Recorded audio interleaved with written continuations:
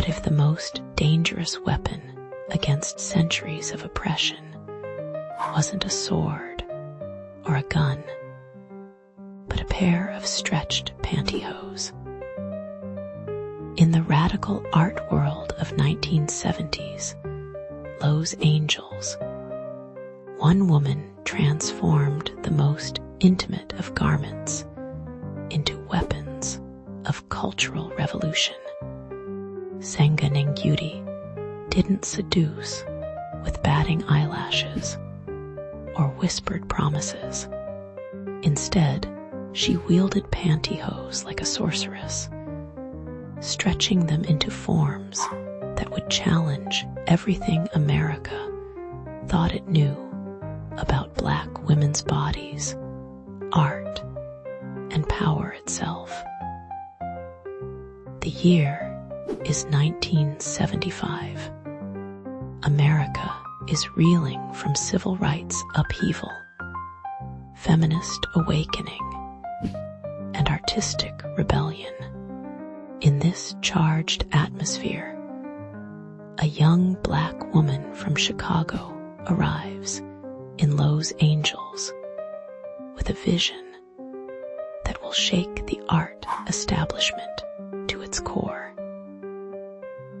Senga Nengudi carries with her not weapons of mass destruction, but something far more subversive: the ability to transform the everyday into the extraordinary, the mundane into the revolutionary.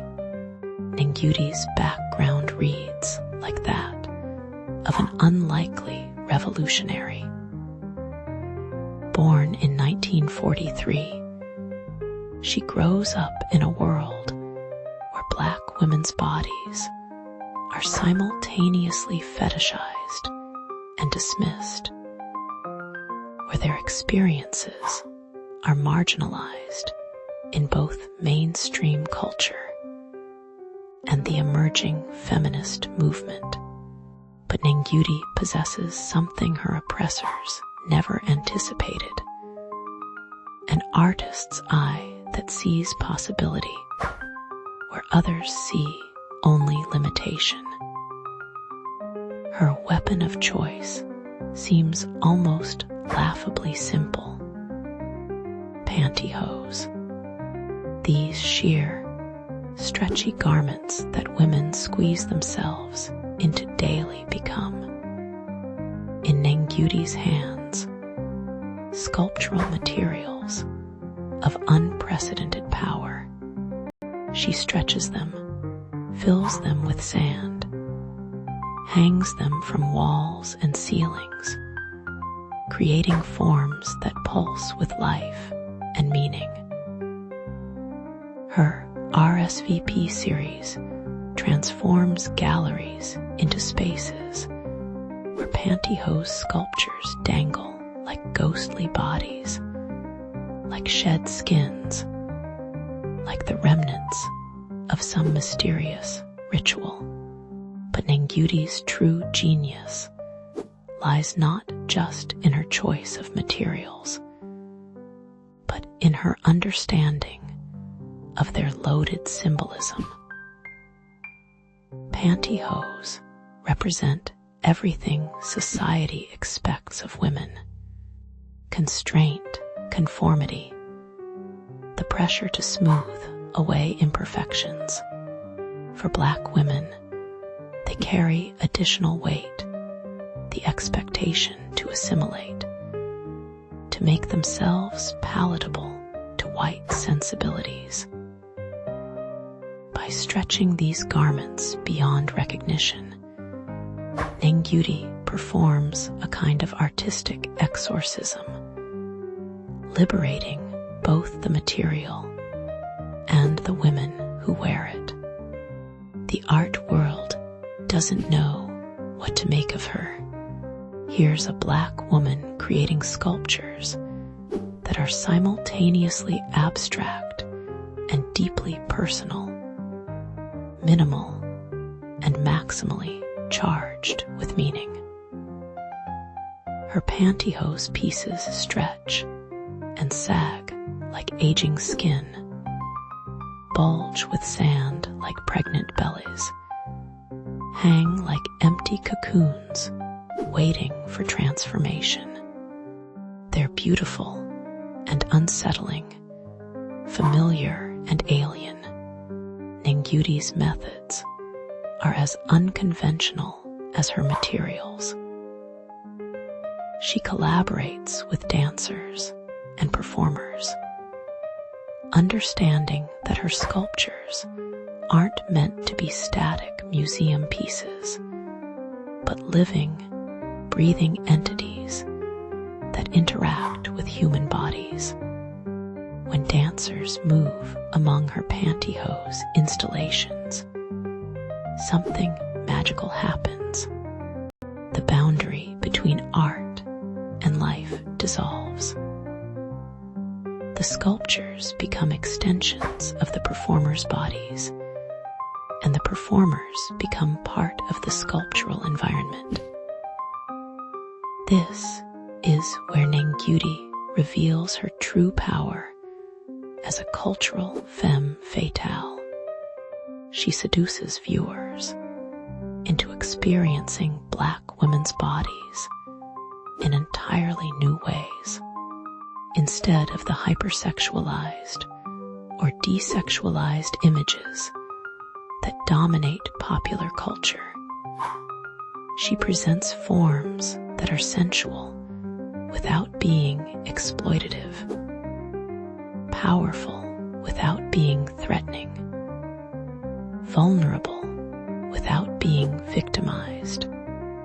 Her Pantyhose sculptures embody the full complexity of Black womanhood in ways that painting or photography never could. The establishment tries to categorize her work to contain its dangerous potential.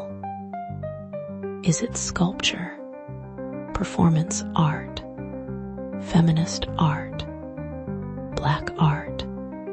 Nengudi refuses these limitations. Like any skilled femme fatale, she operates in the spaces between definitions, in the gray areas where her power is most potent. Her Pantyhose pieces exist simultaneously in multiple categories, challenging the very systems that seek to define and limit artistic expression. As her reputation grows, Nengudi's influence spreads like a seductive whisper through the art world. Other artists begin experimenting with unconventional materials, with the intersection of sculpture and performance, with the political potential of the personal. She becomes a dangerous example of what's possible when artists refuse to accept the boundaries imposed upon them. But perhaps Nengudi's most subversive act is her refusal to explain away the mystery of her work. When critics and curators demand clear statements about her intentions, she lets the work speak for itself. Her Pantyhose sculptures remain enigmatic, open to multiple interpretations, while maintaining their essential power to transform how viewers see and understand Black women's experiences.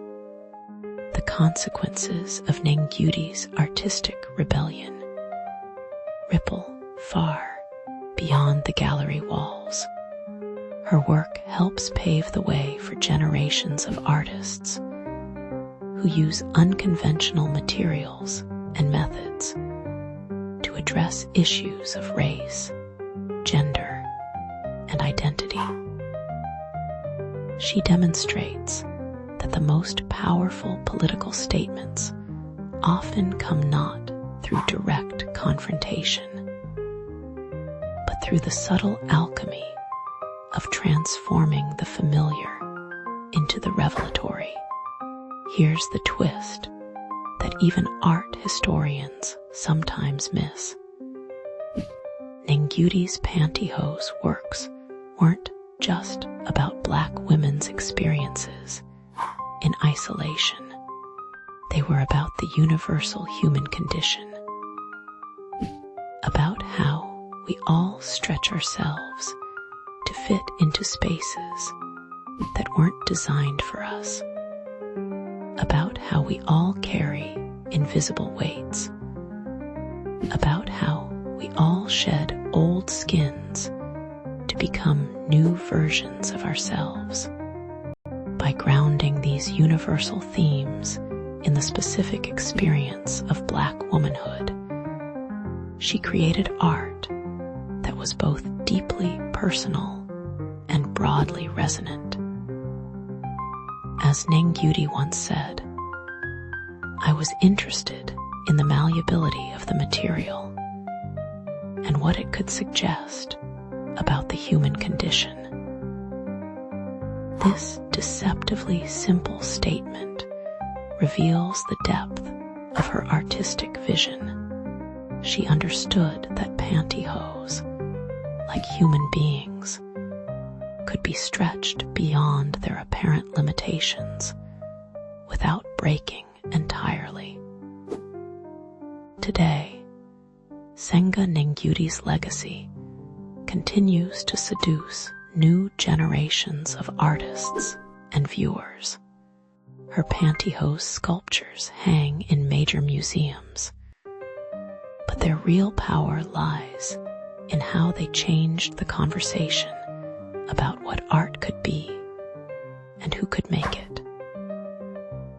She proved that the most dangerous revolutionaries often work not with guns or manifestos, but with imagination and the courage to see possibility where others see only constraint.